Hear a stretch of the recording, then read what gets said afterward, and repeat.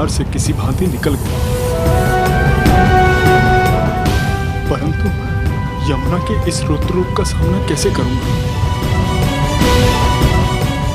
यमुना की धारा ऐसे बह रही है मानो अभी प्रलय हो जाएगी। इस अबोध बालक को लेकर भला मैं कैसे इस वेगवती नदी को पार कर पाऊंगा? सहायता करो ईश्वर, पथ प्रदर्शन कीजिए प्रभु।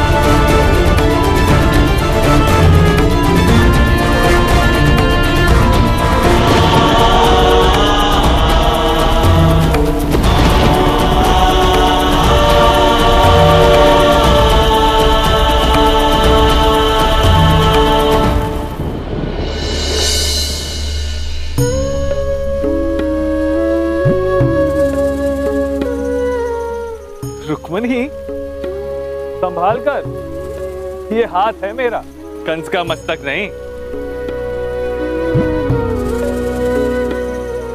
परंतु तुम्हारे कोमल हाथ इतने कठोर हो सकते हैं, ये मैंने स्वप्न में भी नहीं सोचा था। कठोरता तो आपने दिखाई है माधव।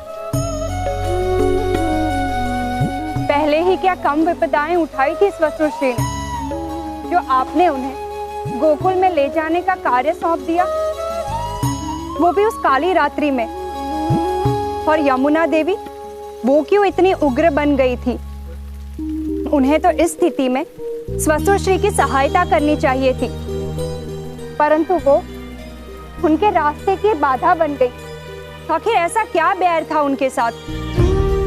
किसने कहा कि देवी यमुना पिताश्री से बैर कर रही थी? उन्हें तो स्नेह था मुझसे। उन्हें मेरा मुख देखने की और मेरा स्पर्श करने की व्याग्रता थी, और इसी सरल स्वभाव को पिताश्री भी तुम्हारी तरह उग्रता समझ बैठे।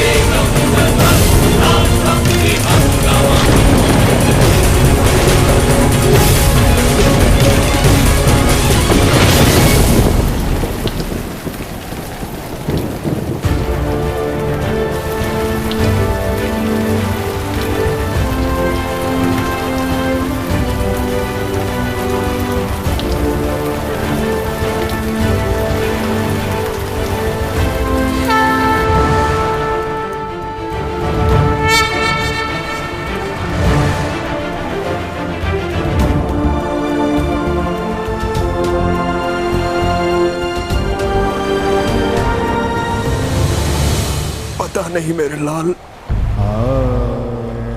इसके पश्चात तुम्हारा मुख देख भी पाऊंगा या नहीं। मैं संसार का सबसे अभागा पिता हूं। ना चाहते हुए भी तुम्हें अपने से दूर करना पड़ रहा है, परंतु मैं सौभाग्यशाली भी हूं कि मैं तुम्हें जीवन दे पाऊंगा। हमें शीघ्र अतिशीघ्र सबकी दृष्टि से बचकर नंद के भवन पहुंचना होगा।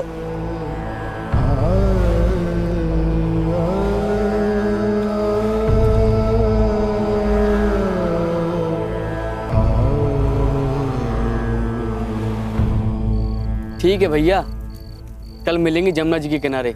अरे नहीं भैया, कल तो अपने लल्ला का पूजन है। अच्छा।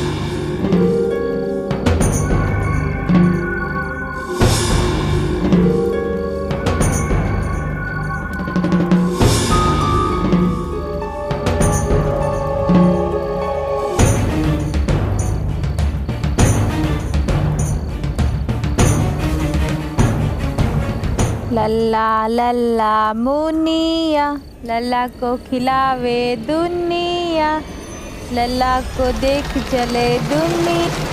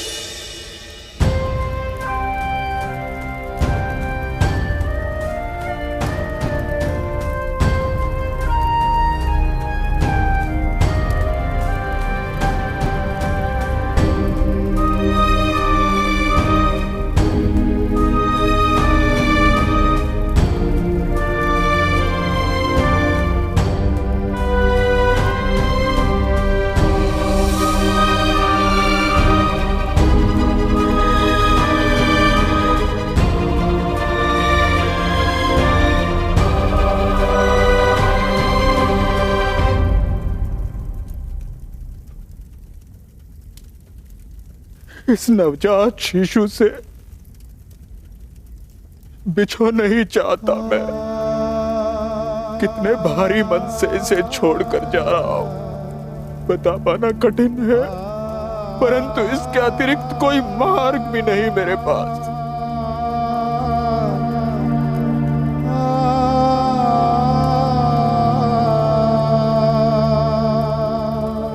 देवी यशोदा, आशा करता हूं आप इसका ख्याल रखेंगे। आज से संसार इसे मेरे नहीं, आपके नाम से जानेगा।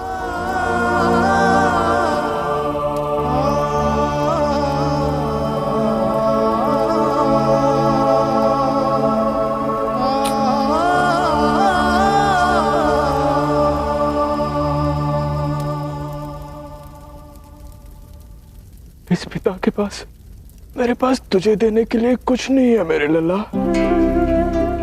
ये मोर पंख अवश्य है जो मैं तुम्हें देना चाहता हूं। इसे अपने मस्तक पर धारण करना।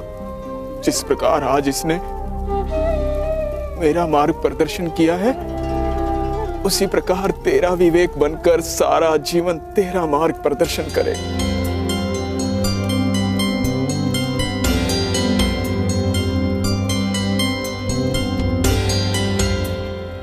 क्षमा करना देवी यशोदा, विधाता ने यह खेल किसी महान उद्देश्य से रचा है।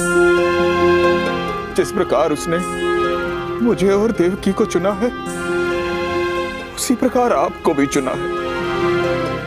आपको कदाचित पता नहीं चलेगा कि मैं अपने पुत्र को यहाँ छोड़कर आपकी पुत्री ले जा रहा हूं। मैं अवश्य आपकी मूर्छा टूटने तक रुकता, तो मेरे पास समय कम है। मुझे शीघ्र अतिशीघ्र मथुरा पहुंचना है। मुझे आज्ञा दे देवी।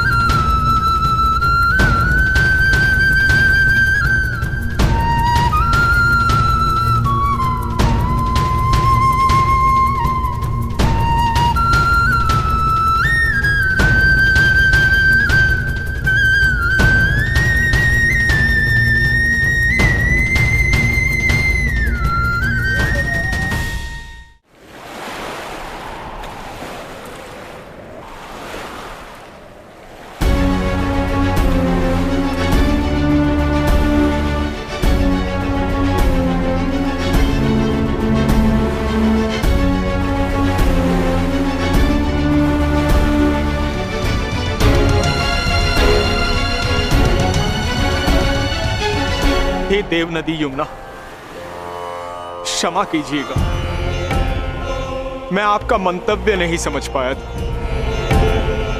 आप मेरे लाल के स्पर्श मात्र की इच्छुक थी। आपने मुझे अपना मार्ग दिया, मैं इसका सदैव आभारी रहूंगा।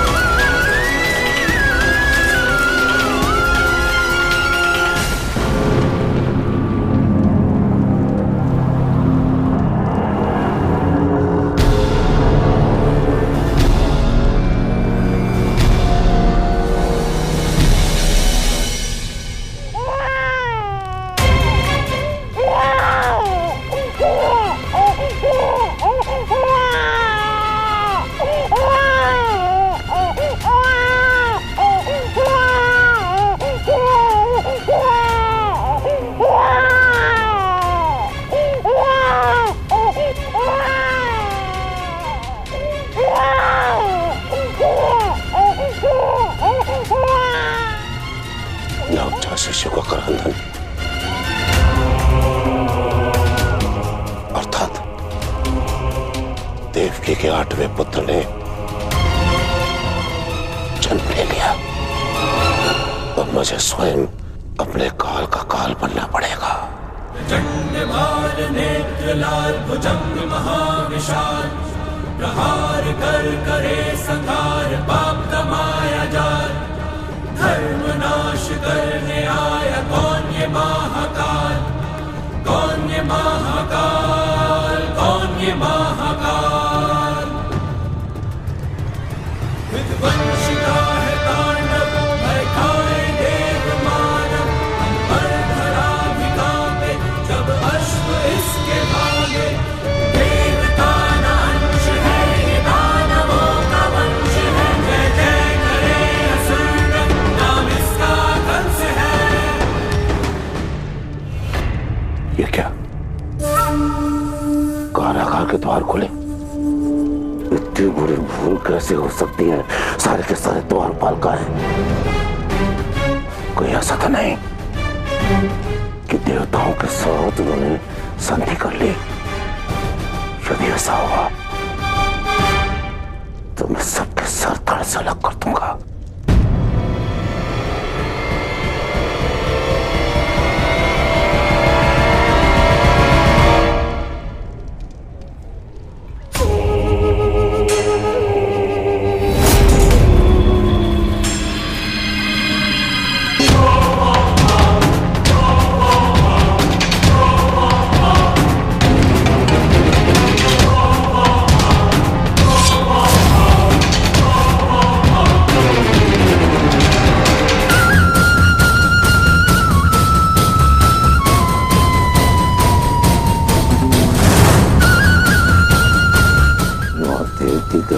पुत्र ने जन्म ले लिया और तू सो रहा है।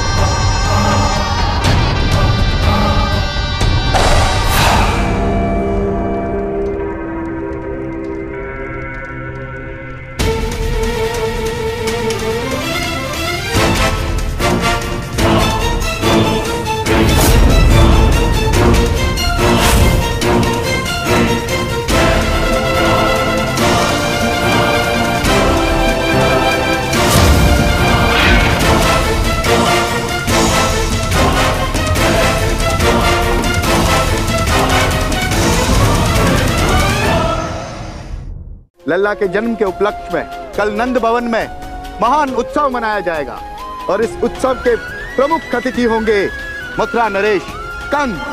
कंस कंस ये क्या लीला है माधव? पिता श्री वासुदेव ने आपको कंस के कारागार से निकाला और उसका निमंत्रण कंस के यहाँ भी चला गया। यदि बाबा कंस को निमंत्रण देने नहीं जाते तो उन्हें इस बात का ज्ञात कैसे होता कि समय का चक्र क्या मोड़ लेने वाला है।